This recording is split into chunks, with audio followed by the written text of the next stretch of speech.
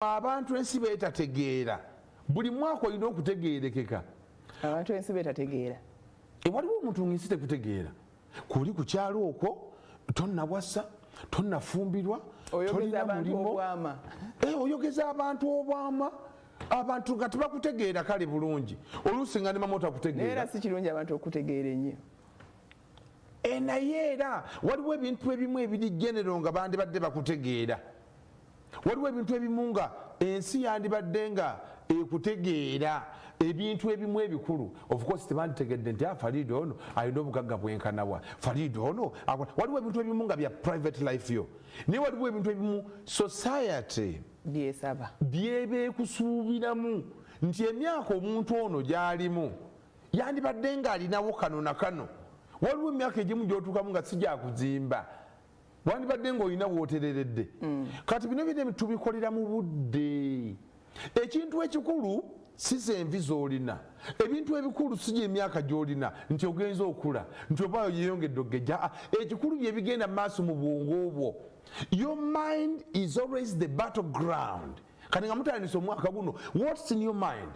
What are you thinking? What are you planning? Where are you going? Kinga katako nakubadde ndi father okubadde ebirooto omwaka guno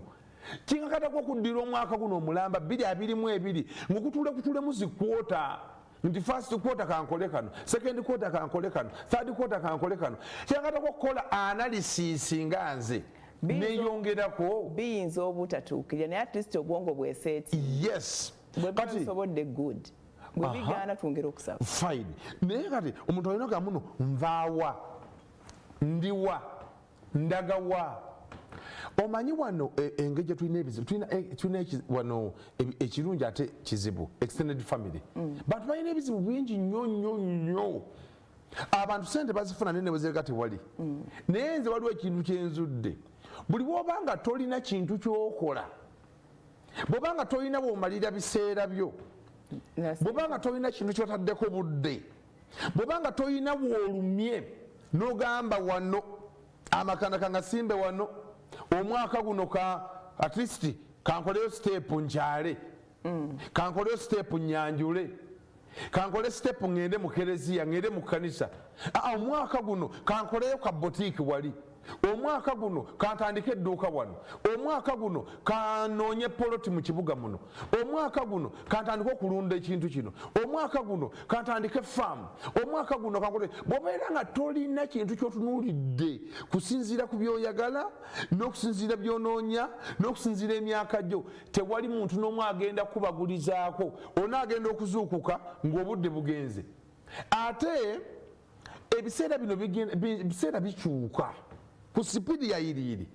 omwaka nga walabeera okodamu neetaataaganya buli bw'obeera ng'okyalina omukisa gw'obulamu kyekirabo mukama kyatuwadde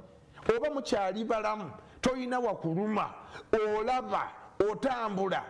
bwe buno obudde buli muntu yina okuba nga oli active buli muntu ali mu active years of your time mukozese obudde buno ng'okyali active okubeera active wandigenza okwebaka ng'olina some impact gye bweyongeddeko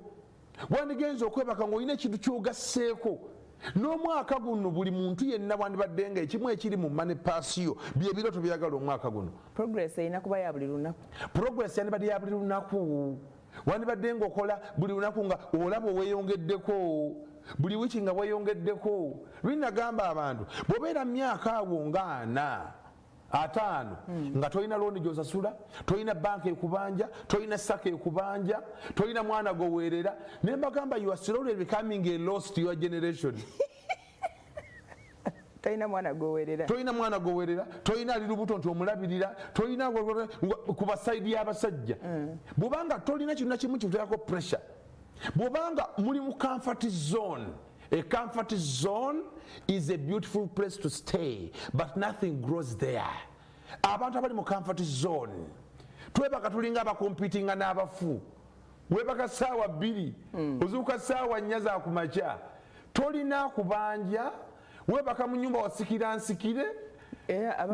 abamanja tubeetaaga weta okubanga olina amabanja g'osasula bwembanga amabanja gange siri mu situation ne bw'obeera nga amabanja gonna wagamalayo funa lyolya okusigala nga obwongo buno